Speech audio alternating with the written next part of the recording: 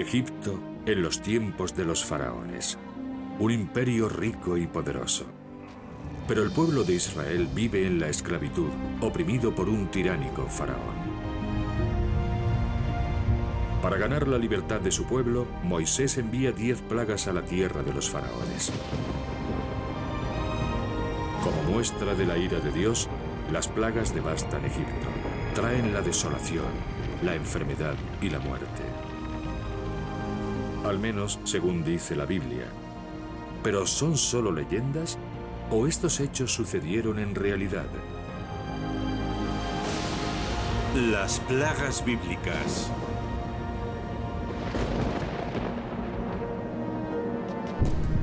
Las aguas del Nilo se convierten en sangre, los peces mueren, las ranas invaden la tierra, nubes de insectos atacan a hombres y bestias.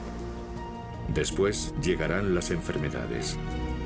¿Fueron estas plagas bíblicas desastres acaecidos en el pasado, grabadas en la memoria de las gentes que las sufrieron? Los científicos que excavan una antigua ciudad egipcia han encontrado pruebas reveladoras. El cambio climático podría haber sido la causa de las plagas bíblicas. Los biólogos ven indicios de una reacción natural en cadena. ¿Qué ocurrió en el Nilo hace 3000 años? Episodio 1. Duelo en el Nilo.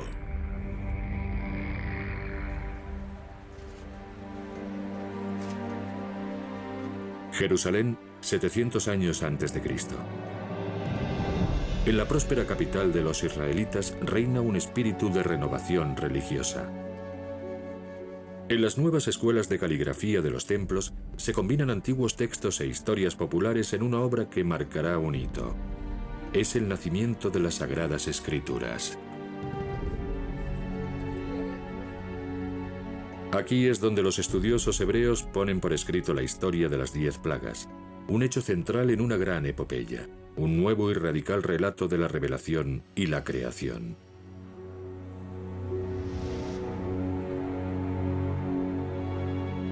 Un nuevo Dios aparece en el escenario de la fe.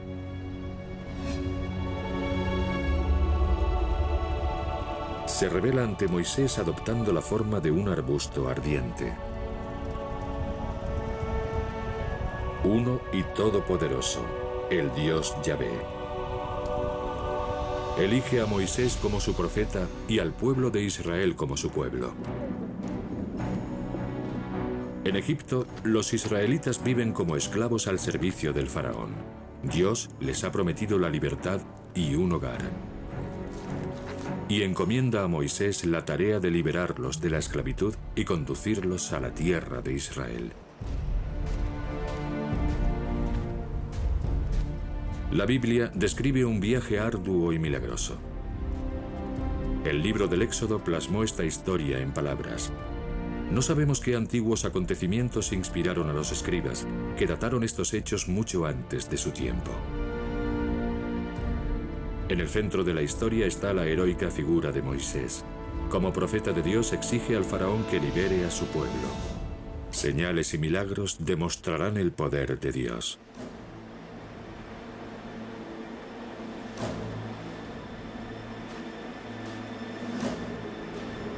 El bastón de Aarón se convierte en serpiente ante los ojos del gobernante egipcio. El duelo, la prueba de fuerza, ha comenzado. Pero el divino faraón no queda impresionado. Sus magos son igual de poderosos.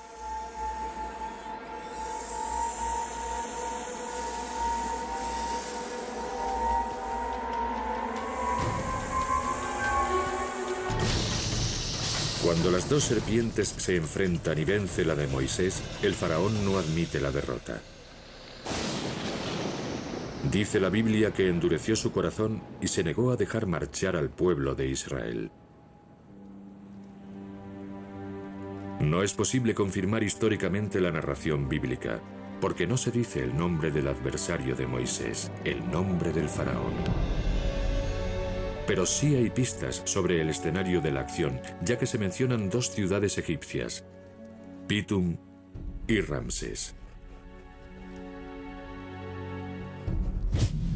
Es interesante que en el relato bíblico del Éxodo el faraón no tenga nombre. Pero en el primer capítulo del Éxodo se mencionan dos ciudades, Pitum y Ramsés. Es muy posible que los autores estuvieran pensando en Pi-Ramsés, en un tiempo capital de Egipto, cuando escribieron la narración.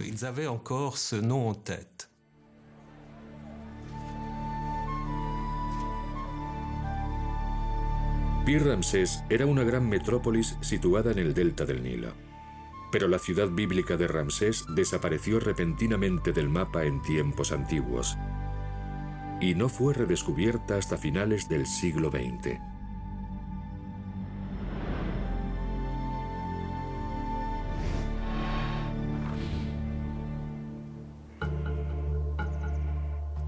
Su desaparición ha intrigado desde hace mucho a arqueólogos e historiadores. ¿Fue causada por un desastre natural? Egipto, delta del Nilo. Mientras excavaba una zona cercana a Cantir en la década de los 90, el arqueólogo Edgar Pusch encontró los cimientos de la ciudad de Ramsés.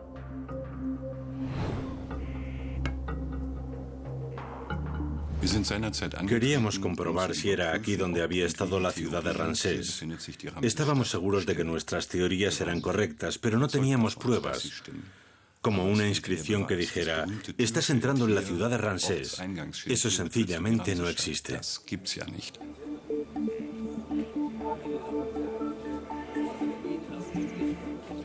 Cantir en el delta del Nilo en 1996. El equipo de Edgar Pusch escanea el terreno con un magnetómetro de cesio, cuadrante por cuadrante. Este instrumento permite detectar los restos de edificios antiguos hasta 5 metros bajo tierra. Permite realizar una especie de radiografía de edificios desaparecidos.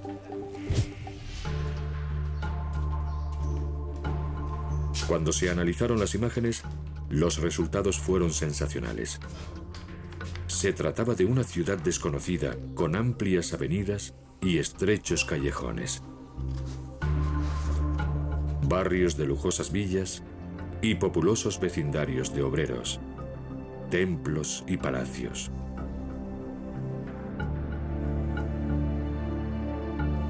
Y era realmente enorme. Esta ciudad ocupa una extensión de 30 kilómetros cuadrados. Varias ramas de la boca pelusia del Nilo atravesaban la ciudad. Era sin duda una ciudad fabulosamente rica. El papiro Anastasio dice en su himno al esplendor que todo el mundo quería vivir allí.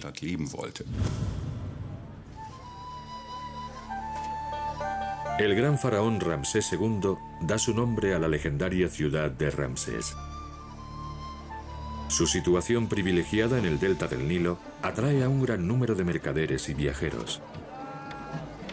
Un turista de la época relata entusiasmado a un amigo de su tierra.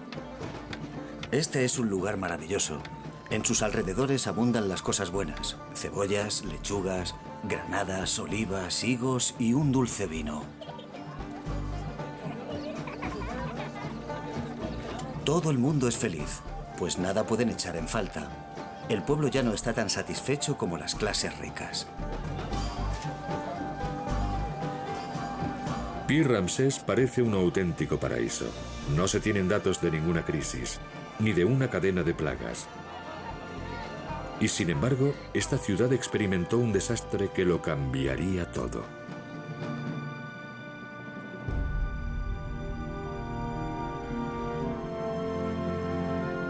Aquí, junto al río sagrado, Pi-Ramsés fue construida para la eternidad. El Nilo garantizaba el futuro de la ciudad. A lo largo de todo su curso, era adorado por los antiguos egipcios. Sus aguas hacían fértil el desierto. Todas las formas de vida estaban conectadas con él.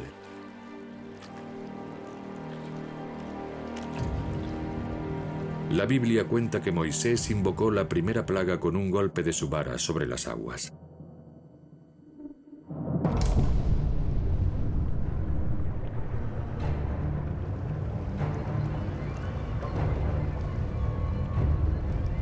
La primera plaga golpea a los egipcios en su punto más vulnerable.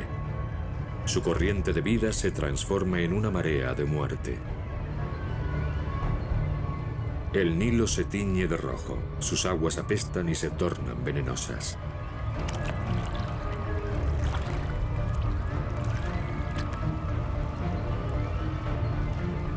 Como el dios Yahvé había predicho, todas las aguas de Egipto se convirtieron en sangre. El agua no se puede beber. Los peces mueren.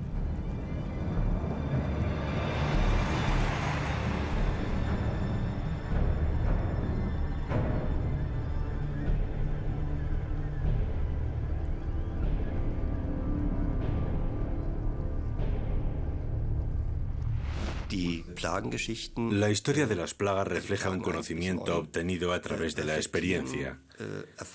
Es lo que llamamos conocimiento científico experimental, combinado con suposiciones fundadas. En la escuela del Templo de Jerusalén tomaban nota de fenómenos que sabían que habían ocurrido y que no eran habituales e intentaban explicarlos.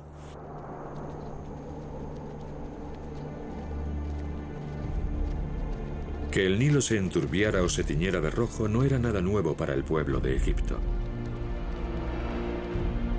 Las tormentas de arena podían depositar un polvo rojizo en la superficie del agua. Y en la habitual crecida anual, el río arrastraba la tierra roja de las montañas de Etiopía. Esto no eran catástrofes. Pero si el río llegara a contaminarse, sería un verdadero desastre para toda una forma de vida.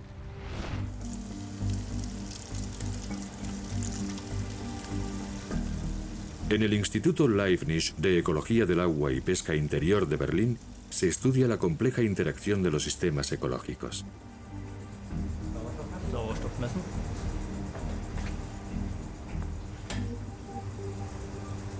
Los hidrólogos del instituto creen que la primera plaga, la contaminación del Nilo, pudo haber sido causada por una infestación de algas azules venenosas.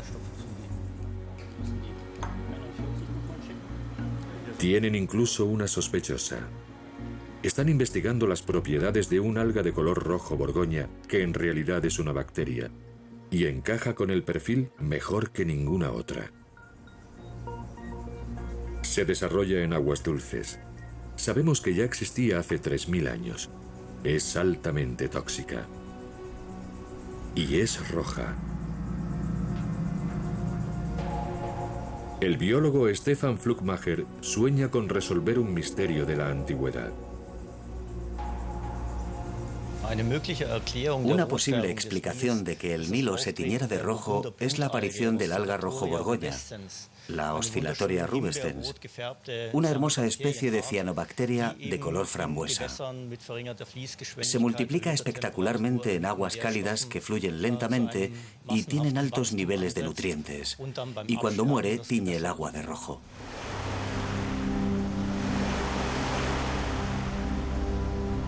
Frente a la costa de Florida Occidental se produce un fenómeno similar. Peligrosos brotes de algas causan con regularidad efectos desastrosos.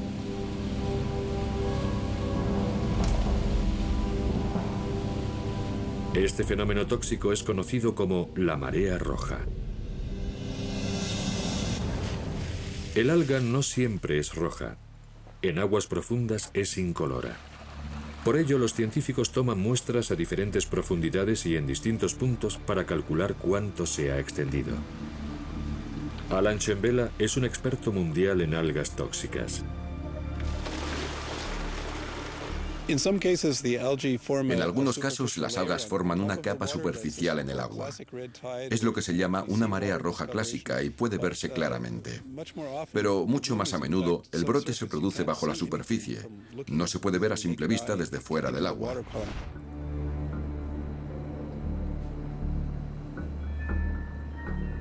El nombre de esta alga es Karenia brevis.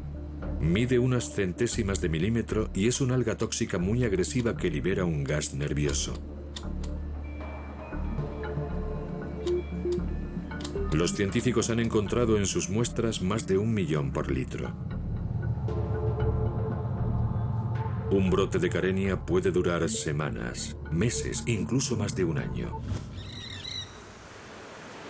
Actualmente sabemos de la existencia de más de 60 especies de algas tóxicas en nuestros mares, lagos y ríos.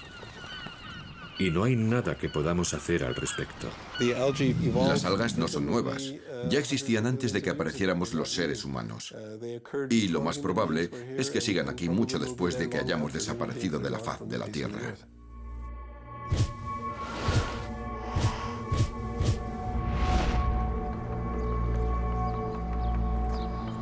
Una plaga de algas podría haberse producido en cualquier momento del pasado. Y desde luego también en el Nilo de los antiguos egipcios. La primera plaga bíblica termina después de 7 días. Es el primer triunfo de Yahvé sobre el faraón y todos sus dioses. Como Hapi, el dios río, que para los egipcios personificaba al sagrado Nilo. Esta gran estatua que yace en el fondo del Mediterráneo frente a la costa de Alejandría es testimonio de su importancia. Hapi, poderoso dios del Nilo, una de las grandes deidades egipcias. Pero con la primera plaga, la Biblia ya deja claro que él tampoco tiene ningún poder. Se podría decir que la historia de las plagas es una batalla entre los dioses, porque el faraón representa a los dioses de Egipto. Y al atacar al faraón, Yahvé está atacando a los dioses de Egipto. Así que la idea que hay detrás de las plagas es demostrar que Yahvé es superior a Egipto, al faraón y también a los dioses que representa. El milagro de la primera plaga no consigue devolver la libertad a los israelitas. El faraón, según dice la Biblia, endurece su corazón. Entonces Dios ordena a Moisés: ve ante el faraón y dile: ha dicho el Señor que dejes marchar a mi pueblo para que pueda servirme. Y si te niegas a dejarlos ir, cubriré de ranas todas tus tierras.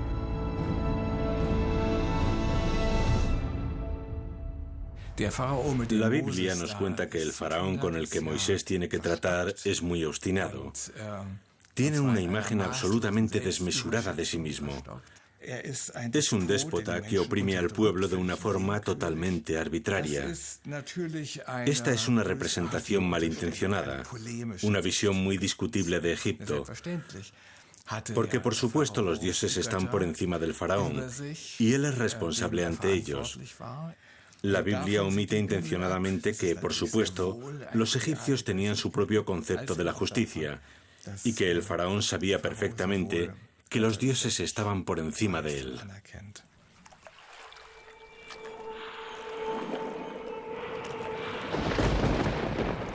El faraón de la Biblia endureció su corazón. Tras la marea roja llegaron las miserias de la segunda plaga. Millones de ranas abandonaron las aguas.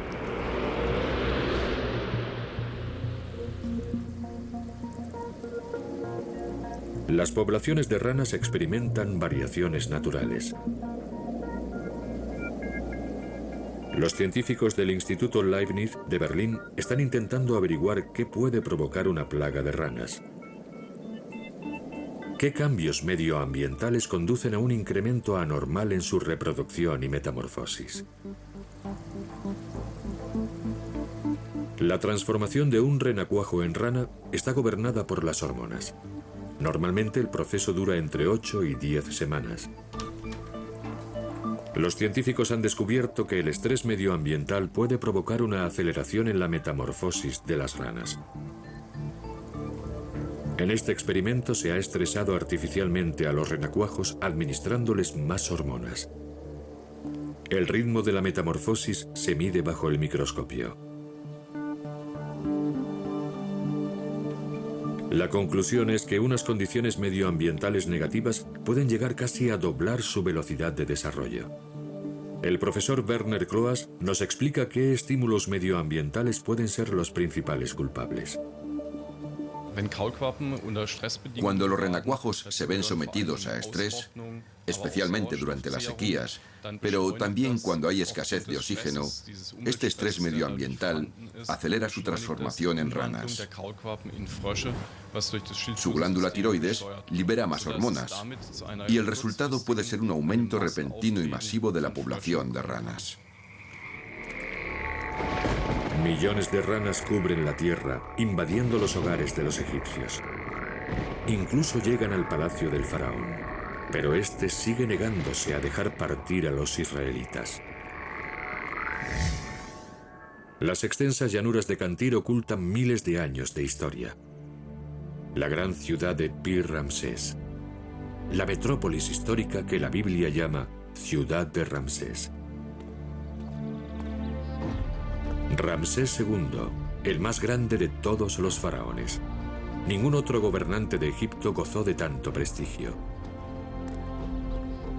¿Fue también el personaje histórico en el que se inspiró el faraón sin nombre de la Biblia? Sabemos que hizo de Pir Ramsés su capital y el símbolo de su poder.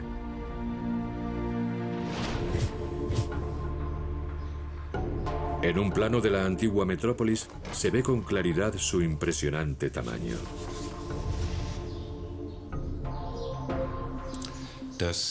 El centro de Ramsés es una isla rodeada por las ramas de la boca pelusia del Nilo.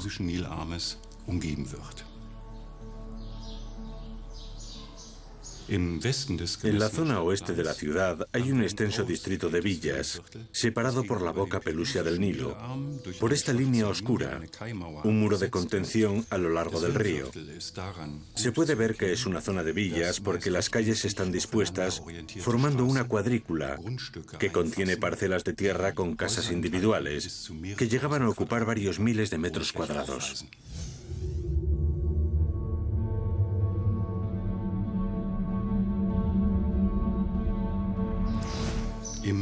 En la zona este de la ciudad está el distrito de los obreros. Aquí se puede ver que los obreros y artesanos vivían en pequeñas casas con muy pocas habitaciones, de apenas unos pocos metros cuadrados.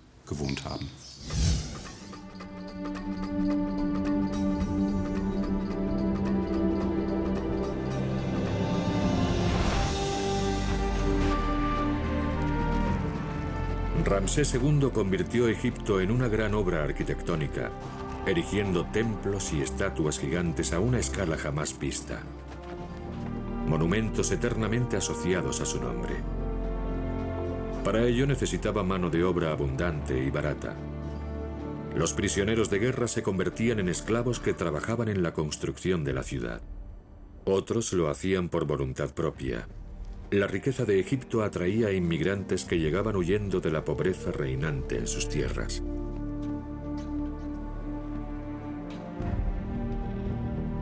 ¿Podría referirse la Biblia a estos pueblos cuando dice: y construyeron para el faraón ciudades magníficas, Pitum y Ramsés?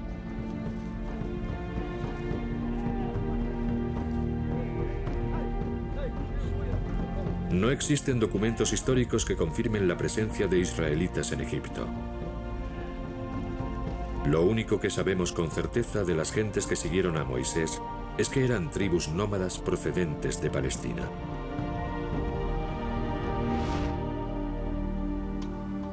El reinado de Ramsés II fue bautizado como la Edad de Oro en las crónicas egipcias. No hay sombras en este período, ni desastres bíblicos que empañen su esplendor.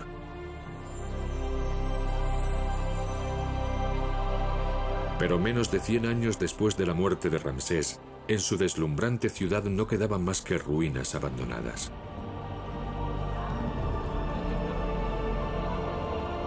Pir Ramsés quedó desierta.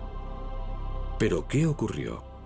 La desaparición de esta gran metrópolis sigue siendo un misterio.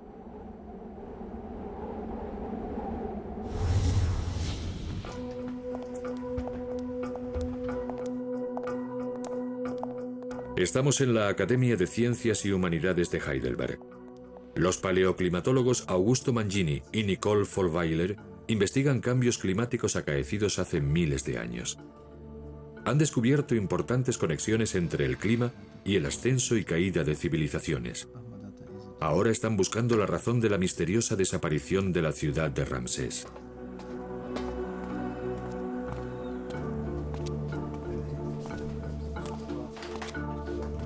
Esta estalagmita tiene muchos miles de años de antigüedad. Su estructura interior facilitará a Mangini los datos que necesita para crear una curva climática histórica.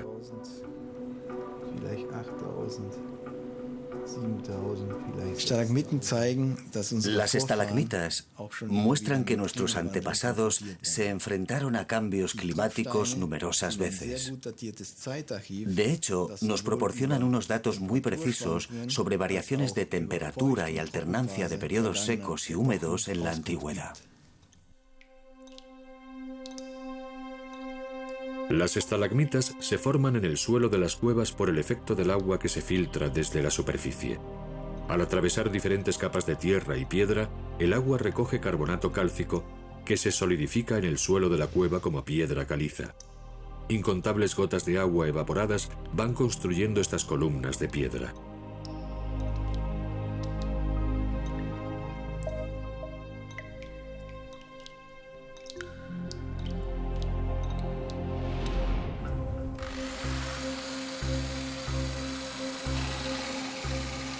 A través de la historia del crecimiento de las estalagmitas se pueden detectar todos los grandes cambios de humedad. Su edad se puede calcular por la composición de sus isótopos. En primer lugar, las muestras se sumergen en ácido para separar sus componentes.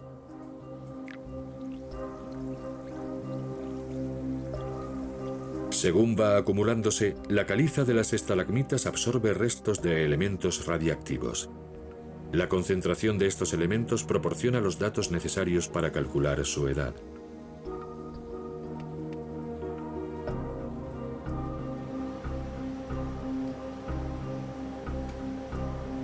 Un espectrómetro de masas mide los isótopos y fecha las estalagmitas con exactitud.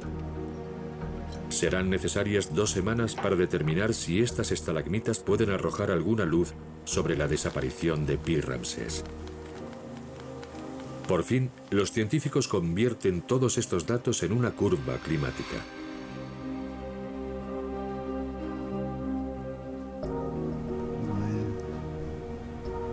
Mangini y Vollweiler correlacionan la curva climática con las eras de las dinastías egipcias.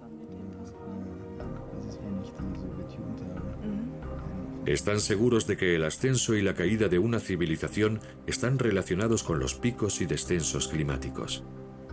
El período del reinado de Ramsés II se ha señalado en color. Tras un pico de clima cálido y húmedo se aprecia un brusco descenso. El faraón Ramsés II reinó en un periodo muy favorable climáticamente hablando. Hubo muchas lluvias y el país floreció. Sin embargo, este periodo húmedo duró solo unas décadas. Tras el reinado de Ramsés II, la curva climática desciende bruscamente.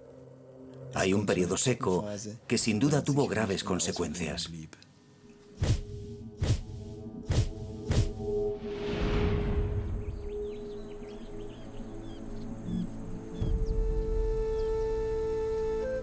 ¿Fue un cambio climático lo que provocó el repentino abandono de Pi Ramsés? Por alguna razón, los habitantes de la ciudad tuvieron que irse. Los arqueólogos han encontrado las primeras pistas sobre esa posible razón a 30 kilómetros de la ciudad de Ramsés, en una excavación más antigua, la de la ciudad de Tanis.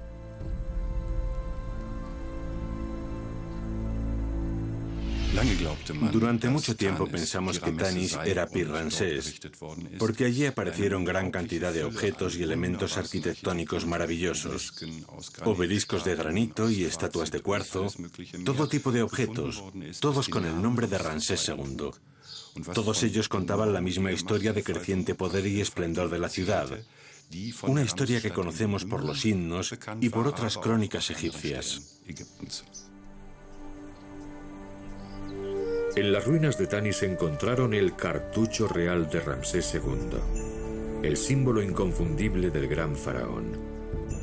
pero faltaban los pedestales y pies de todas las estatuas.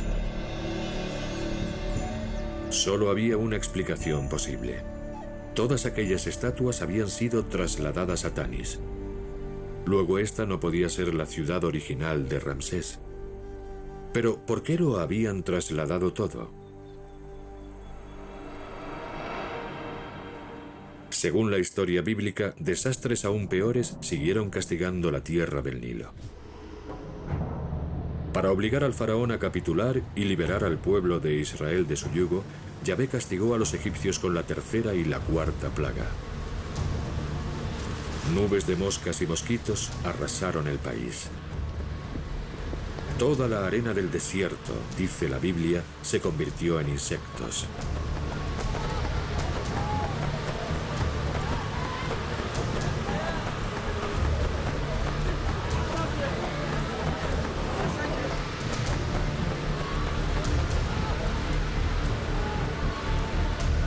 Quizá la ciudad de Ramsés fue devastada por una serie de plagas reales que llegaron en forma de historias populares hasta el libro del Éxodo.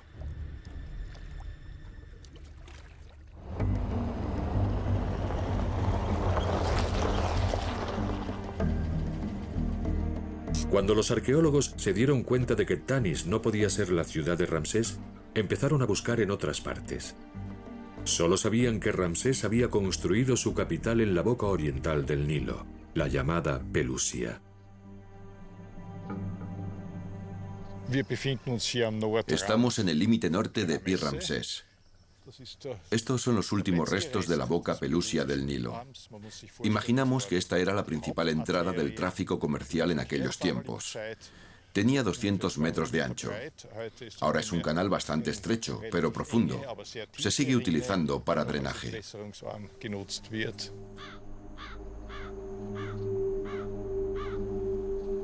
A lo largo de los milenios, el Nilo ha alterado su ruta muchas veces. La arena de las tormentas del desierto y el barro de las crecidas anuales rellenaban un brazo y otro se abría. Para poder localizar Pi Ramsés, primero había que encontrar el antiguo brazo oriental del Nilo. Manfred Wittak ha pasado años reconstruyendo los antiguos cursos del Nilo. Para descubrir el aspecto que tenía el delta en los tiempos de los faraones, ha comparado mapas arqueológicos con las curvas de nivel de mapas topográficos y buscado cambios abruptos en el paisaje. En primer lugar, hay que seguir las prominencias del terreno de una curva de nivel a la siguiente. Y por nuestra reconstrucción del delta oriental del Nilo, queda muy claro dónde estaba el brazo oriental del río. Con todos estos datos, la zona en la que podría haber estado Pi Ramsés se reducía a un lugar concreto, que era Cantir.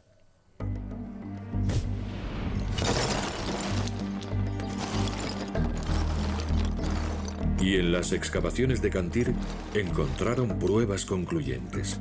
Miles de fragmentos de cerámica de los tiempos de Ramsés, pero ni uno solo de períodos anteriores.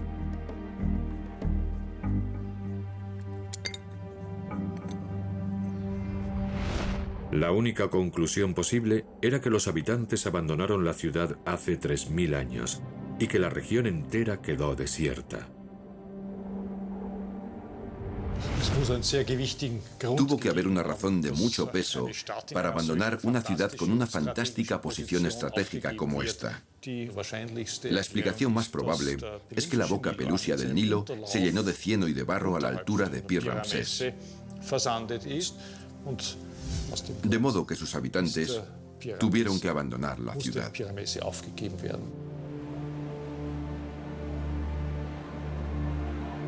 El clima había cambiado. Un largo periodo de sequías y fuertes vientos transformaron el paisaje del Nilo. Aún no sabemos qué causa este tipo de cambios climáticos naturales y sus a menudo dramáticas consecuencias.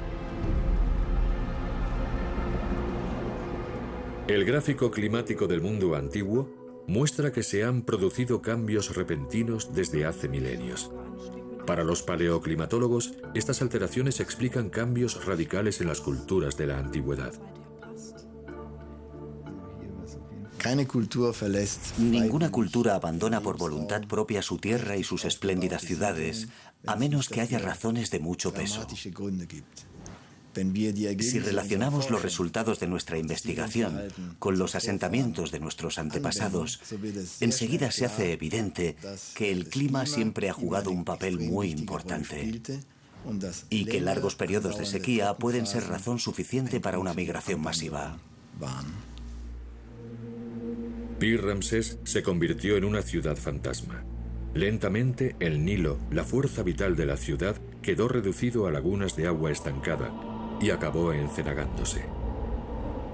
¿Pudo este cambio provocar brotes de algas, la muerte de los peces y las plagas de insectos? ¿Es este el origen de la historia de las plagas bíblicas? Cuando un río deja de fluir, se producen consecuencias biológicas. El agua estancada se sobrecarga de nutrientes y el resultado es la aparición de algas y la pérdida de oxígeno. En Berlín, los hidrólogos están reproduciendo este escenario cultivando algas en tanques de experimentación. Y añaden nutrientes de nitratos y fosfatos al agua que contiene las algas rojo Borgoña.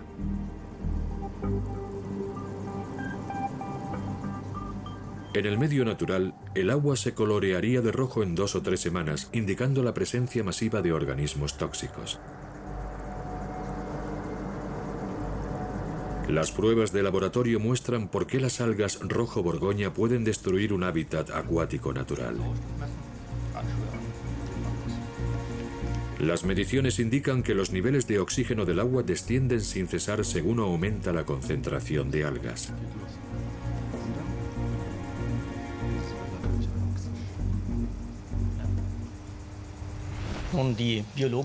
Estas son las consecuencias biológicas de que el agua de un río se estanque. El río empieza a encenagarse, su corriente se ralentiza y su temperatura sube. El incremento de nutrientes que esto produce puede provocar brotes de algas azules. Y estas algas azules pueden ser muy tóxicas. Pueden desatar una reacción biológica en cadena similar a la que describen las primeras plagas.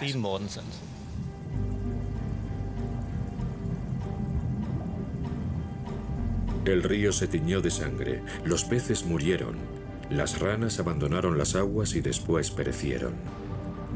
Ahora los insectos podían multiplicarse sin freno. En un sistema ecológico autorregulado, las poblaciones de insectos de un río se mantienen controladas gracias a las ranas y los peces. Pero al desaparecer este regulador natural, los insectos se reproducen sin control. Uno puede imaginarse una reacción en cadena como esta. A un incremento masivo de la población de ranas, seguiría la muerte masiva de las propias ranas, que ya no estarían ahí para comerse a los insectos. Sin peces ni anfibios, los insectos se multiplicarían de forma exponencial. Los insectos suelen transmitir enfermedades, como la malaria, por lo que el siguiente paso de esa reacción en cadena sería la aparición de epidemias que atacarían a la población humana.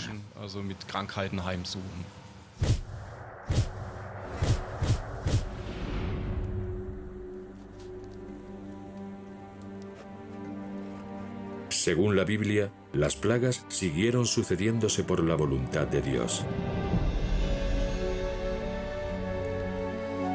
¿Se trataba de historias tradicionales de pueblos que habían experimentado desastres naturales similares? Tras las plagas de insectos, las enfermedades azotaron a los egipcios. Las moscas y mosquitos desaparecieron, pero el faraón seguía negándose a liberar a los israelitas. Entonces, Yahvé anunció a Moisés las siguientes plagas. En este duelo de fuerzas contra el monarca divinizado de Egipto, la quinta y sexta plagas golpearían sin piedad a hombres y bestias. Comenzó al amanecer. Al salir el sol, Dios hizo caer la enfermedad sobre el ganado egipcio.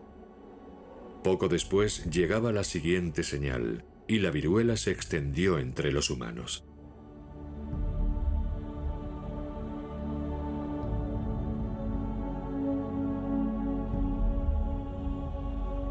Lo que describen las 6 primeras plagas de la Biblia podría haber sucedido en el lugar donde se alzaba la antigua Pir Ramsés.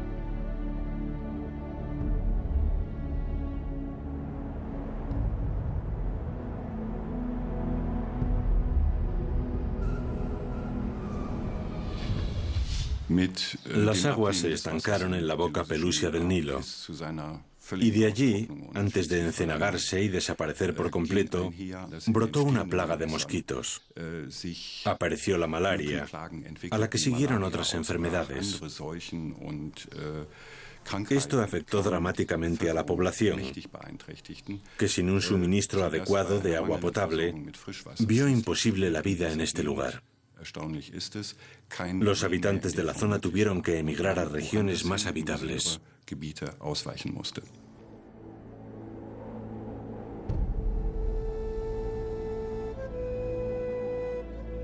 Este proceso de degeneración gradual debió afectar profundamente a la población de la moribunda ciudad.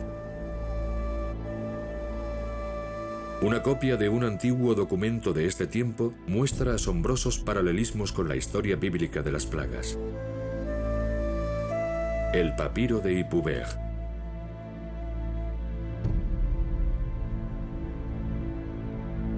Este misterioso documento egipcio se encuentra en el Rijksmuseum van Oudheden, en Leiden. Las advertencias de Ypubeg.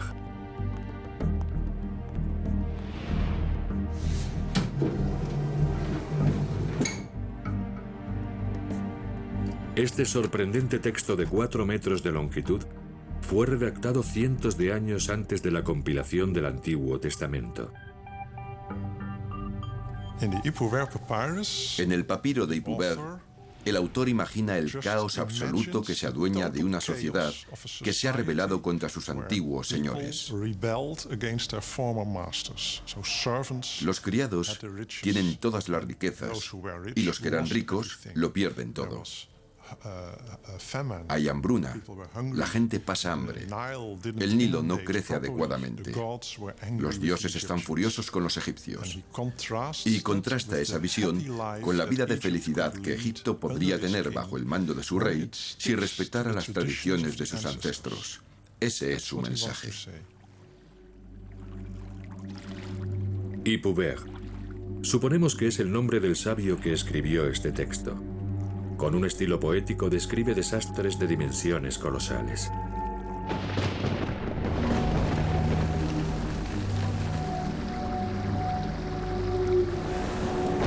El agua se convierte en sangre, la sociedad es presa del caos, la naturaleza se vuelve contra el hombre.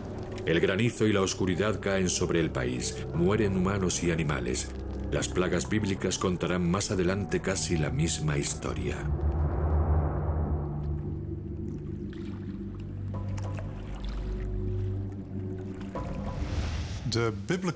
El texto bíblico no fue escrito como algo independiente de todo lo que había ocurrido hasta entonces en Oriente Próximo.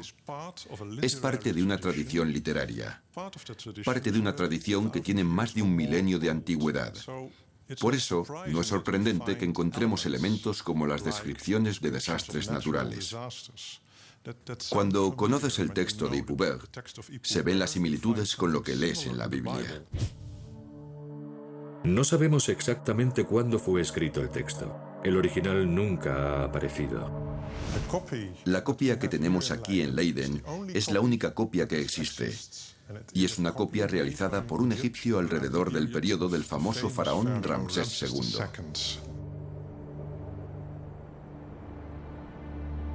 ¿Por qué encargar una copia de un poema sobre desastres en la época de la decadencia de Pir Ramsés? ¿Puede ser algo más que una coincidencia? En Pir Ramsés, el estancamiento del río sella el destino de la población. La capital de Ramsés queda condenada a la destrucción. Los ciudadanos se llevan edificios enteros y arrancan las estatuas de sus pedestales.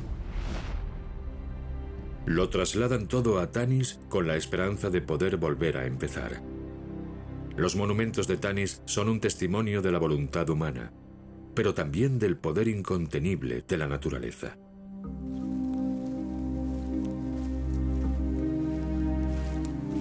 Pir Ramsés fue reconquistada por la naturaleza. En Cantir, en un campo de labranza, el hallazgo de un simple pedestal de piedra cierra el círculo de la historia. En un enorme esfuerzo colectivo se desmanteló casi por completo la ciudad de Pir Ramsés, al menos las partes hechas de piedra, y se trasladó a otros lugares para construir nuevas casas y palacios. La demolición y la reconstrucción se pueden ver claramente en las grandes estatuas de Ramsés II. Sus pies están aquí, en Cantir.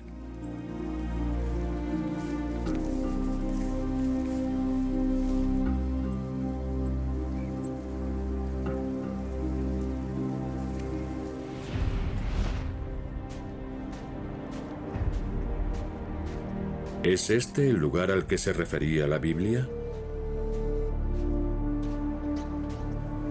¿Es esta la ciudad de Moisés, el héroe del duelo contra el faraón? ¿La ciudad de las plagas enviadas por Dios?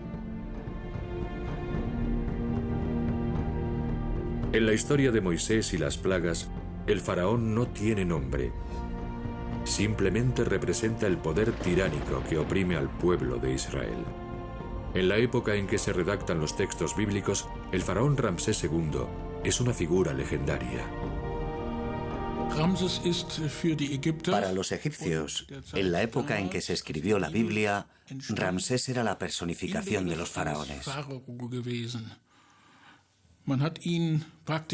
Era prácticamente un sinónimo de la figura del faraón.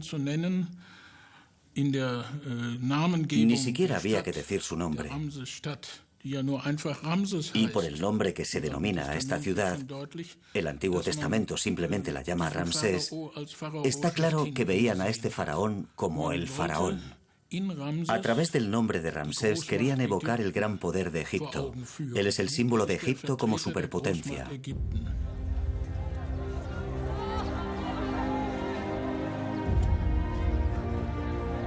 El faraón Ramsés II no vivió para ver la decadencia de su capital. Murió de muerte natural a los 85 años. En 1881 se descubrió su momia en una tumba anónima. Cuando sus restos fueron trasladados a El Cairo, miles de personas se concentraron en las orillas del Nilo. Nadie recordaba los desastres de los tiempos antiguos, solo el esplendor de una edad dorada.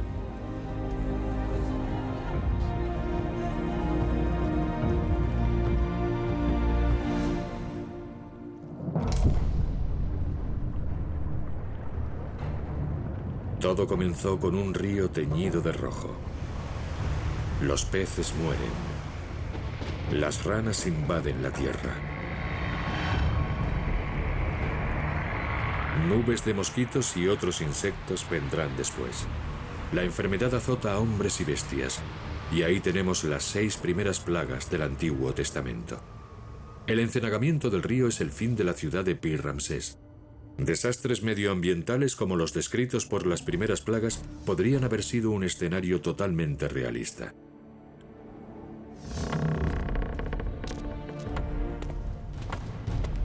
Tras la 6ª plaga, Dios dijo a Moisés: «Dile al faraón, deja a mi pueblo marchar, o castigaré con todas mis plagas a tu corazón, tus sirvientes y tu pueblo». Pero la amenaza no ablandó el corazón del faraón.